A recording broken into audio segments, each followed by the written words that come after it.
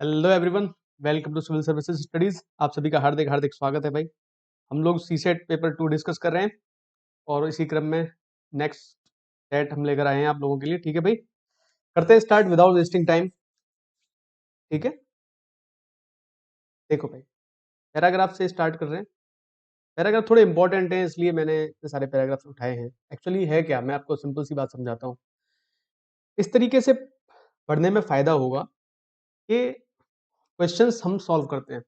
जितने ज़्यादा हम क्वेश्चन सॉल्व करते हैं उतना ही कॉन्फिडेंस लेवल जो होता है वो बिल्डअप होता है।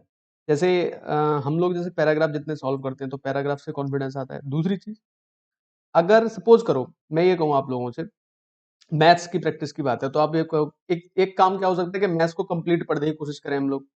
ठीक है, इतना बेसिक तो सबको आता ही है क्योंकि अब हमारे पास उतना टाइम रह नहीं गया है। दूसरा, अगर हम ये सोच सकते हैं कि रीजनिंग रीजनिंग को पूरा पढ़े, नहीं, क्वेश्चंस अटेम्प्ट करने की कोशिश करते हैं, ज्यादा बेहतर विकल्प है। जितने ज्यादा क्वेश्चंस अटेम्प्ट कर लोगे उतना अच्छा हो जाएगा। ठीक है, करते हैं स्टार्ट। ठीक है, जैसे जैसे डिजिटल परिघटना अधिकांश सामाजिक क्षेत्रकों को पुनः संचरित कर रही है, इसमें कोई आश्चर्य नहीं कि विश्व स्तरीय व्यापार वार्ताएं अब डिजिटल क्षेत्र पर दृष्टि डाल रही हैं। ठीक है, इस प्रयास के साथ ही इसका एकांतिक रूप से उपनिवेश करें। विकासशील देशों से बड़े आंकड़े यानी कि बिग डेटा जो होता है, देखो ये इंपॉर्टेंट पार्ट है इसका मतलब। विकासशील देशों से बड़े आंकड़े बिग डेटा मुक्त रूप से संग्रहित या खरीद किए जाते हैं और इन्हें उन्हें विकसित देशों में डिजिटल आसूचना में रूपांतरित कर दिया जाता है। विकासशील देशों से बड़े आंकड़े बिग डेटा मुक्त रूप से संग्रहित या खनित किए जाते हैं और उन्हें विकसित देशों में डिजिटल आसूचना में रूपांतरित कर दिया जाता है। आई बात समझ में? ठीक है, समझना हाँ पड़ेगा, एक बार में ही पैराग्राफ को समझना है। यह आसूचना विभिन्न क्षेत्रकों को नियंत्रित करना और एकाधिकार परक किराया वसूल करना शुरू कर देती है। ठीक है, उदाहरण के लिए टैक्सी कैब की जो सेवा प्रदान करने वाली एक बड़ी विदेशी कंपनी कारों और चालकों का नेटवर्क नहीं है। कारों और चालकों का नेटवर्क नहीं है।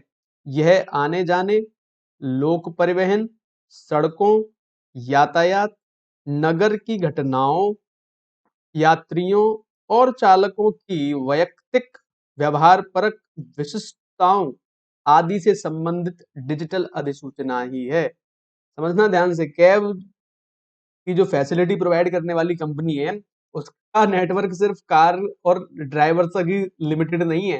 एक बहुत बड़ा नेटवर्क है, बहुत बड़ा एरिया कवर करते हैं ये लोग। तो समझ रहे हो बात को? डिजिटल होने का मतलब बहुत कुछ है ना? डिजिटल होने का मतलब बहुत कुछ है, अपने आप में काफी कुछ चीजें कह जाता है। समझते हैं क्वेश्चन क्या कह रहा है, इस क्वेश्चन की बात करते हैं। ठीक है, निम्नलिखित में से कौन सा एक उपयुक्त परिच्छेद का सर्वाधिक तर्कसंगत और विवेकपूर्ण उपनिगमन है? देखो ध्यान से, पहला, वैश्वीकरण भारत के हितों के अनुकूल नहीं है क्योंकि यह इसकी सामाजिक आर्थिक संरचनाओं को क्षति पहुंचाता है। कहीं कुछ ऐसी बात हुई है क्या पैराग्राफ में? गलत हो जाना चाहिए। क्या इस मुद्दे पर बात हुई है? नहीं हुई है, गलत, खत्म करो। नेक्स्ट बढ़ते हैं। विश्व स्तरीय व्यापार वार्ताओं में भारत को अपने डिजिटल प्रभुत्व को बचाए रखने के लिए सावधान रहना चाहिए। एक इंपॉर्टेंट पॉइंट है, इसको अभी होल्ड कर लेते हैं। ठीक है, पकड़ के रखते हैं। आगे क्या कह रहा है? भारत को बहुराष्ट्रीय कंपनियों से बड़े आंकड़ों के बदले एकाधिकार किराया प्रभावित करना चाहिए। कहीं कोई बात हुई है ऐसी? बताओ जरा, कहीं भी कोई ऐसी बात नहीं हुई है। भारत से बड़े आंकड़ों की हानि इसके विदेशी व्यापार की मात्रा मान के समानुपातिक, कहीं ऐसी बात नहीं हुई है। ओनली ऑन एक ऑप्शन हमारे लिए बचता है और वो ऑप्शन नंबर है बी, जो कि इस क्वेश्चन का सही आंसर हो सकता है। तो हमने एलिमिनेट कर दिया, मैं ज्यादा डिटेल में नहीं गया। मैंने क्या किया, ऑप्शंस को एलिमिनेट कर दिया और I got the correct answer. मुझे एक करेक्ट आंसर मिल गया क्योंकि मैंने ऑप्शंस को एलिमिनेट कर दिया। ठीक है भाई, बढ़ते हैं आगे नेक्स्ट क्वेश्चन की तरफ। इसी पर है, नेक्स्ट क्वेश्चन भी इसी पर है। क्या कह रहा है भाई, देख लेते हैं। डिजिटल दिक् स्थान में बड़े डेटा बुक बिग डेटा मुख्य संसाधन होते हैं। ये तो इंपॉर्टेंट पॉइंट था, मैंने आप लोगों को समझाया था ना। देखो ये रहा,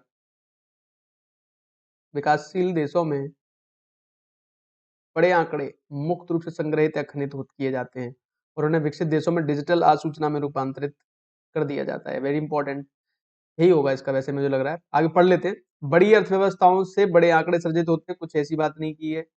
बड़े आंकड़ों तक पहुंच विकसित देशों का विशेषाधिकार है, ऐसा भी कुछ नहीं कहा गया है। बड़े आंकड़ों तक पहुंच और स्वामित्व विकसित देशों की विशिष्टता है, कहीं ऐसी बात हुई है भाई? नहीं हुई। इसका मतलब मैं कह सकता हूँ कि फर्स्ट ऑप्शन था करेक्ट ऑप्शन। भाई इसके अलावा कुछ और बात है क्या इसमें? मुझे बताओ जरा सोच के आप लोग, क्या इसके अलावा कोई ऐसी चीज इसमें कही गई है कि जो सही हो सकती है? कहीं पर भी इस तरह की कोई बात नहीं हुई है, बस पहले बिग डेटा की बात जरूर हुई है, और बिग डेटा की बात हुई है तो वही ऑप्शन बन गया हमारा राइट आंसर। उम्मीद करता हूँ बातें क्लियर हो गई होंगी। नेक्स्ट क्वेश्चन की तरफ बढ़ते हैं।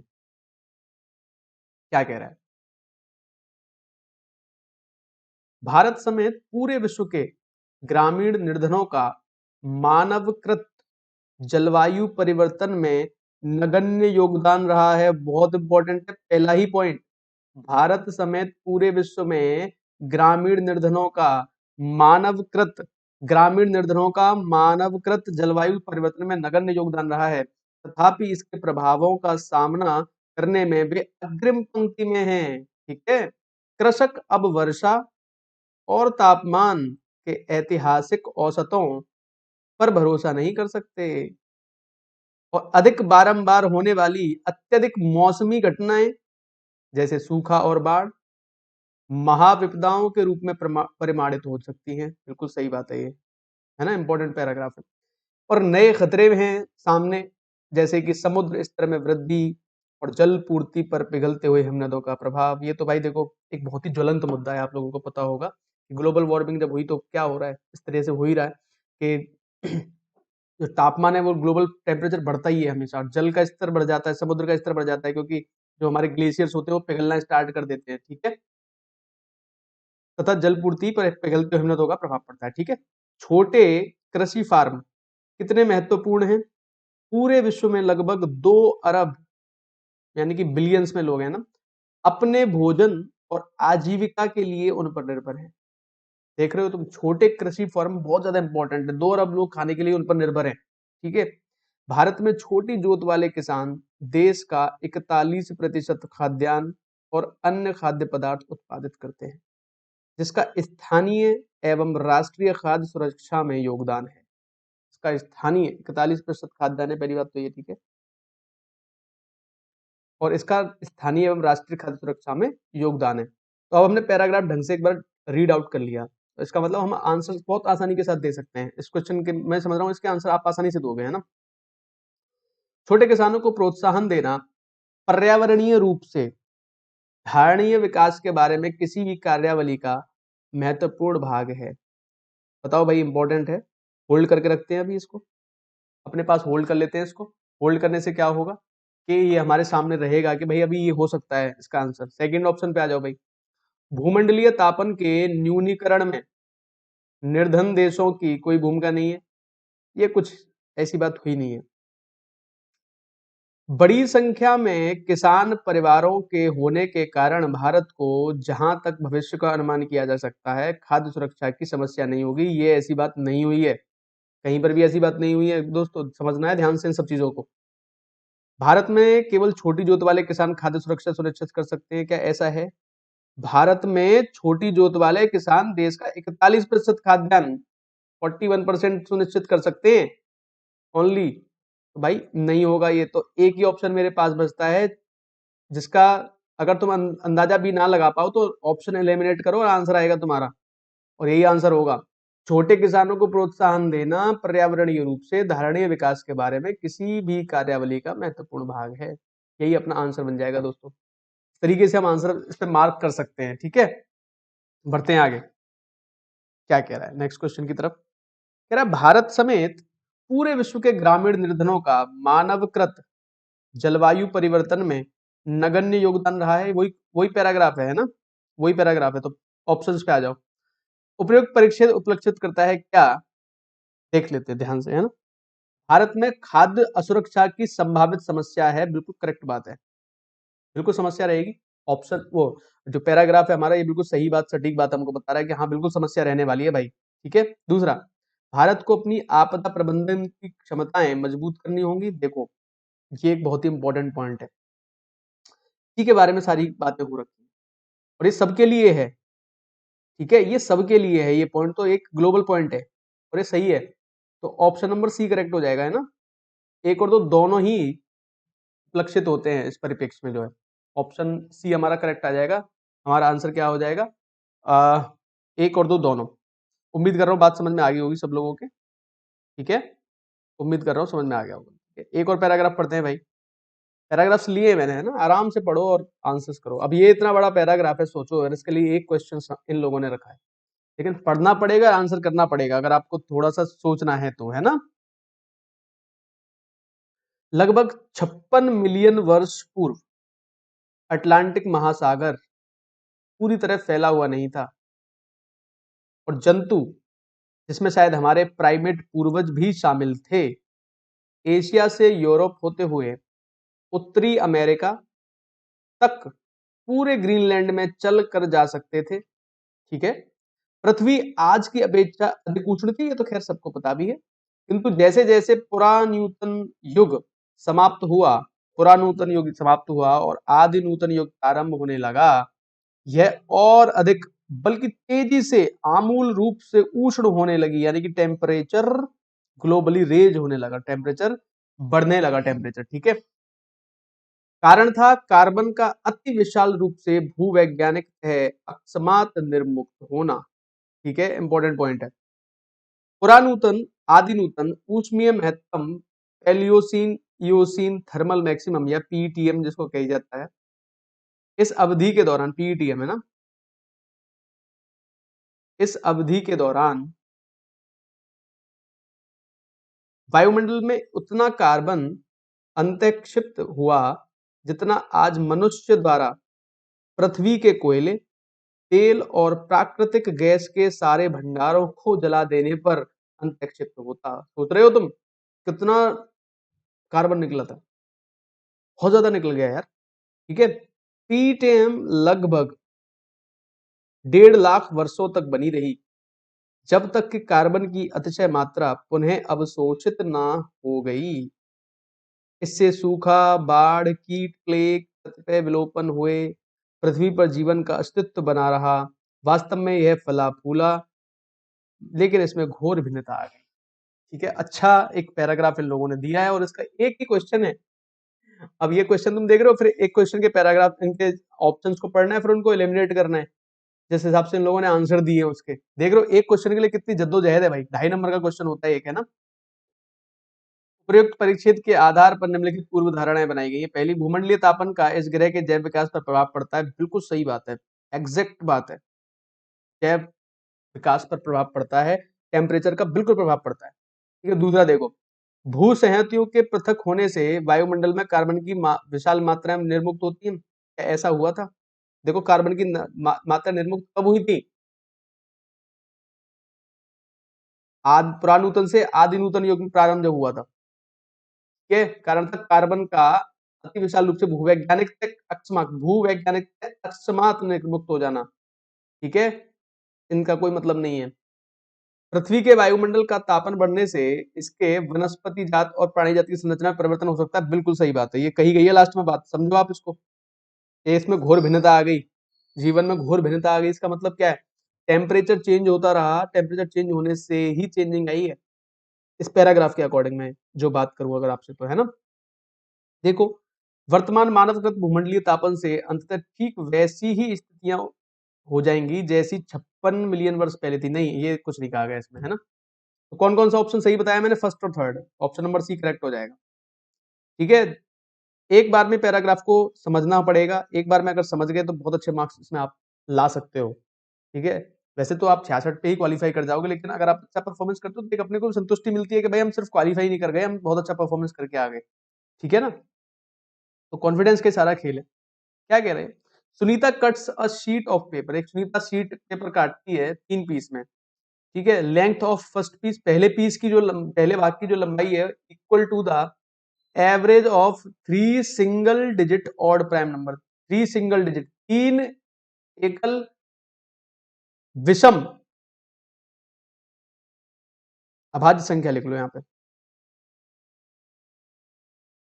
3 single digit odd prime number, odd prime number, विषम अभाज्य संख्याओं की बात कर रहा है, विषम अभाज्य संख्या, ठीक है।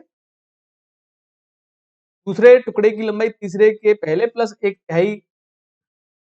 देखो यार, इंग्लिश में ना समझ के आप इसको इसमें समझो, मैं समझा देता हूँ तुमको। इंग्लिश में इसकी गड़बड़ लग रही है मुझे कुछ, इंग्लिश है ना, इसमें देखना जरा। Length of the second piece, दूसरे भाग की जो लंबाई है वो है पहले भाग की लंबाई प्लस एक तिहाई तीसरे भाग की लंबाई, है ना। The third piece is as long as the other two pieces, और तीसरे भाग की लंबाई कितनी है, पहले भाग की लंबाई प्लस दूसरे भाग की लंबाई। अच्छा क्वेश्चन है दोस्तों, अच्छा क्वेश्चन है, समझना ध्यान से मैं क्या बता रहा हूँ आप लोगों को। एक पेपर है ना, एक पेपर का टुकड़ा मैंने बना लिया इस तरीके से, एक पेपर का टुकड़ा मैंने बनाया, ठीक है। ये कहता है कि 3 भागों में इसको डिवाइड कर दिया हमने, फर्स्ट सेकंड थर्ड, इनकी लंबाई से रिलेटेड मामला, फर्स्ट सेकंड थर्ड 3 पार्ट मैंने इसके बना दिए। ये मान लो फर्स्ट पार्ट है, ये मान लो सेकंड पार्ट है, और ये मान लो थर्ड पार्ट है। 3 पार्ट में मैंने पेपर को बांट दिया। पहले पार्ट की लंबाई है पहले 3 एकल विषम अभाज्य संख्या। अभाज्य संख्याएं 2 से स्टार्ट होती है, तो 2 तो लोगे नहीं क्योंकि 2 सम संख्या होती है, तो 3 है अभाज्य, 5 है अभाज्य और 7 है अभाज्य। इनका औसत लेना है, तो 3 प्लस 5 प्लस 7 डिवाइड बाई 3 कर देना, कितना आ जाएगा 15/3, कितना मिल जाएगा हमें 5 यूनिट। तो 5 इकाई लंबाई आ गई पहले भाग की, पहले भाग की लंबाई कितनी आ गई 5 यूनिट, ठीक है। अब दूसरे भाग की लंबाई देखो, दूसरे भाग की लंबाई क्या है, पहले भाग की लंबाई प्लस एक तिहाई तीसरे भाग की लंबाई। दूसरे भाग की लंबाई क्या है, पहले भाग की लंबाई प्लस एक तिहाई तीसरे भाग की लंबाई, और तीसरे भाग की लंबाई क्या है भाई, पहले भाग की लंबाई प्लस दूसरे भाग की लंबाई, ये टोटल है। यानी कितनी हो जाएगी, दोनों को जोड़ दो, इनको, इन दोनों को जोड़ो, इन दोनों को जोड़ के कितना आएगा 5 प्लस 5 प्लस 1 थर्ड। तो मैं क्या लिखने जा रहा हूं, देखो ध्यान से, तीसरे भाग की जो लंबाई है वो कितनी आ जाएगी 10 प्लस 1/3 ऑफ पार्ट 3। तो थर्ड पार्ट की जो लंबाई है -1/3 ऑफ पार्ट 3, ये कितना आ जाएगा 10 आ जाएगा। तो 3 2 से इसे आ जाएगा 2 तिहाई हो जाएगा पार्ट 3 का, कितना 10, 2 पंजे 10। तो पार्ट 3 की लंबाई यहाँ से कितनी आ जाएगी 5 तिया 15, पार्ट 3 की लंबाई यहाँ से कितनी आ गई भाई 15। यहाँ पे कितना हो जाएगा 5 प्लस 1/3 इंटू 15, कितना आ जाएगा 5 और 5 10। तो दूसरे भाग की लंबाई हो जाएगी 10 दूसरे भाग की लंबाई कितनी हो जाएगी 10, तो 5 और 10 15 और 15 30, तो टोटल लंबाई कितनी आ जाएगी भाई 30 यूनिट्स। कितनी यूनिट लंबाई आएगी टोटल 30 यूनिट, बहुत अच्छा क्वेश्चन है। 30 यूनिट्स टोटल लंबाई आ जाएगी। समझ गए, उम्मीद कर रहा हूँ समझ गए होंगे सभी लोग इस क्वेश्चन को, ठीक है। चलो भाई, ये क्वेश्चन मैंने कल लिया था और मैं एक्चुअली इसको गलत समझ गया, यहाँ पे एंड एंड समझ गया, यहाँ पे और का कॉन्सेप्ट है ना, मैंने ब्लैक एंड व्हाइट समझ लिया था दिमाग में, तो इस वजह से उसका आंसर 15 आया था। एक्चुअल में ये क्या कह रहा है कि एक क्यूब है, तो उसके 6 फेसेस होते हैं, ये बात मैंने आप लोगों को बताई थी, ठीक है। 6 फेसेस होते हैं इसके भाई, इस क्यूब के 6 फेस हैं। मैंने आपको एक बात ये बताई थी कि भाई अगर एक क्यूब है, इसके 6 फेस हैं, ठीक है, इसके 6 फेस हैं, तो ये 6 फेस जो होते हैं किस तरीके से अलग अलग, मतलब कि या तो ब्लैक कलर या व्हाइट कलर से। अगर मैं, मेरे पास ब्लैक कलर से रंगने का ऑप्शन है, तो टोटल फेस कितने 6, तो 6C1 प्लस 6C1, व्हाइट से रंगने का भी इतना हो जाएगा, तो NCR होता है, ये बताया था मैंने, n factorial divide by r factorial bracket n minus r factorial होता है, कितना आ जाएगा ये देखो ध्यान से। और 6C1 जो होता है वो कितना आएगा, 6C1 कितना हो जाएगा, खुद सोचो इस चीज को, 6 factorial divide by 1 factorial multiply by 6 minus 1 factorial, तो 6 गुणा 5 फैक्टोरियल डिवाइड बाई 5 फैक्टोरियल, यानी कि कितने के बराबर आ जाता है 6C1, 6 के बराबर ही आता है। तो ये कितना हो जाएगा 6 प्लस 6, यानी कितना हो जाएगा ये 12। तो ये कल मैंने क्वेश्चन करवाया था, तो वहां पे मैंने एंड के तौर पे इसको सॉल्व किया था, ये और नहीं था, यहाँ पे मैंने एंड के हिसाब से इसको सॉल्व कर दिया था, जबकि एंड नहीं है, और का कॉन्सेप्ट है, और के कॉन्सेप्ट में प्लस होगा, ठीक है। और मैंने कहा कि दोनों कलर के हिसाब से कॉम्बिनेशन बनाया था मैंने, 2 कलर यूज करके, लेकिन ऐसा नहीं कहा, इसने कहा या तो ब्लैक यूज करेगा या व्हाइट यूज करेगा। अगर ब्लैक यूज करेगा तो कितना तरीका हो सकता है, 6 फेसेस का 6C1, और व्हाइट यूज करेगा तो भी 6C1 हो सकता है। अगर दोनों कलर यूज करके बनाना होता डिफरेंट तब 6C2 आता, जो कि मैंने बताया था आप लोगों को, है ना। ब्लैक एंड व्हाइट के कितने कॉम्बिनेशन पॉसिबल हो पाते, 6 अगर हमारे पास फेसेस होते तो। फिलहाल यहाँ पे इसका आंसर कितना आएगा, 12 आएगा, 6C1 प्लस 6C1, सीधा सा क्वेश्चन है। ठीक है, बढ़ते हैं नेक्स्ट क्वेश्चन की तरफ। क्या कह रहा है, देखो ये सीरीज जो है ना, इसके लिए नोट करना, जो मैं कॉन्सेप्ट बता रहा हूँ उसको नोट कर लेना अपना सभी लोग, है ना। इस तरीके से इसको सॉल्व करते हैं, क्या तरीका होता है। ऐसे क्वेश्चन अगर हमारे सामने भविष्य में आएंगे तब भी हमको कैसे सॉल्व करने हैं, एक बार इसको नोट करना सभी लोग। ये क्या लिख रहा है, C fill in the blanks, A C C A fill in the blanks, A fill in the blanks, B C fill in the blanks, B. देखो भाई, करना क्या होता है, पहले गिनो कितने हैं ये। पहला स्टेप क्या करना होता है हम लोगों को, पहले गिनती गिनो कितने हैं टोटल, कितने ये, 1 2 3 4 5 6 7 8 9 10 11 12 13 14 15, टोटल जो है ये 15 है। अब ध्यान से मेरी बात समझना, अगर ये 15 हैं, अगर ये 15 हैं तो मेरे पास दो चॉइस है, या तो मैं 3 3 के ग्रुप बना सकता हूँ या 5 5 के ग्रुप बना सकता हूँ। भाई अगर 15 है टोटल तो 3 3 के 5 ग्रुप बना बना दो, या तो 3 3 के 5 ग्रुप बना दो, या 5 5 के 3 ग्रुप बना दो। तो 5 5 के 3 ग्रुप बना के चेक करते हैं पहले, 1 2 3 4 5, 1 2 3 4 5, 1 2 3 4 5 हो गया भाई। अरे समझ रहे हो सभी लोग, आ रही है बात समझ में। अच्छा क्वेश्चन है, ध्यान से समझना सब लोग। देखो कैसे सॉल्व करना है इसको, यहाँ क्या दिखाई दे रहा है भाई, सी सी, यहाँ क्या है, ए, तो यहाँ बी बी आ जाएगा भाई। समझ रहा, जो भी कॉन्सेप्ट तुम पकड़ पाओ, जैसे भी पकड़ पाओ उस हिसाब से इसको देखना। मैंने पकड़ लिया कि भाई पीछे सी सी बी बी आ रहा है, यहाँ क्या मिल रहा है मुझे, ए, यहाँ कुछ नहीं पता, यहाँ मिल रहा है सी, बीच में क्या मिलेगा, A B C, A B C, ठीक है। यहाँ क्या मिल रहा है, सी, यहाँ क्या मिल रहा है, ए, यहाँ मिल रहा है बी, भाई सी सी मिल जाएगा यहाँ पे, ठीक है। और यहाँ क्या मिल जाएगा, बी बी मिल जाएगा यहाँ पे। देखो क्या मिल गया मुझे, जो रेड में वही आंसर अपना, C B B B. Option number कौन सा मिल गया अपने को भाई, सेकंड ऑप्शन मिल जाएगा, सेकंड ऑप्शन जो होगा हमारा करेक्ट आंसर बन जाएगा। हाँ कि ना, second option will be the correct answer.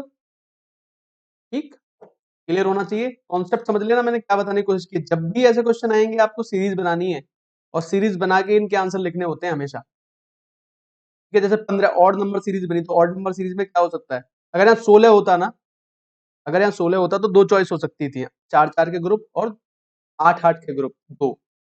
पर 2 2 के ग्रुप मत बनाना, 2 2 के ग्रुप से बात नहीं बनती। जब 16 आते तो 4 4 के ग्रुप बना के देखते, 4 से वैसे काम चल जाता है, बाकी 8 8 का ग्रुप भी हो सकता था, है ना। पढ़ते हैं नेक्स्ट क्वेश्चन की तरफ, क्या कह रहा है नेक्स्ट क्वेश्चन। फिर से पैराग्राफ है ये।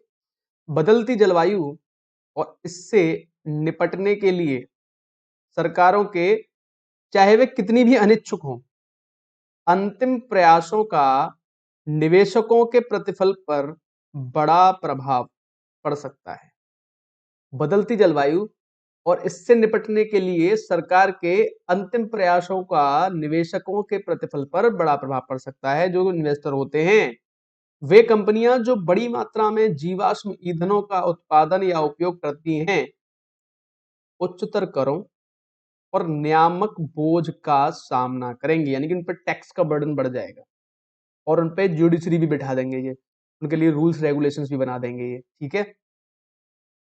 कुछ ऊर्जा उत्पादकों के लिए अपने ज्ञात भंडारों को उपयोग में लाना असंभव होगा, और उनके पास सिर्फ अवरुद्ध संपदा, स्ट्रैंडेड एसेट्स, तेल और कोयले के वे निक्षेप जिन्हें जमीन में छोड़ देना पड़ता है, समझ गए भैया, बहुत इंपॉर्टेंट है, बचे रहेंगे।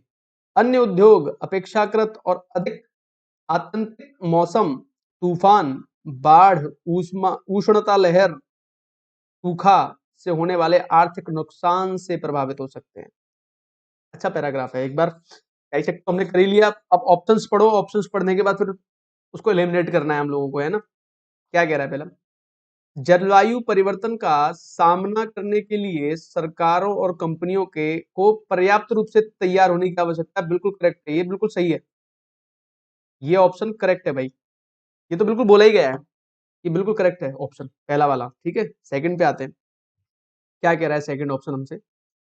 आत्यंतिक मौसम की घटनाओं से भविष्य में सरकारों और कंपनियों का आर्थिक विकास कम हो जाएगा। क्या ऐसा है? आत्यंतिक मौसम की घटनाओं से भविष्य में सरकारों और कंपनियों का आर्थिक विकास कम हो जाएगा, कहीं कुछ ऐसी बात हुई है क्या? अन्य उद्योग अपेक्षाकृत अधिक आत्यंतिक मौसम, तूफान, बाढ़ से होने वाले आर्थिक नुकसान से प्रभावित हो सकते हैं, लेकिन सरकार नहीं है इसमें। ये गलत है, ये गलत है, समझ रहे हो सब लोग, ये गलत है भाई। ठीक है, आओ आगे बढ़ते हैं।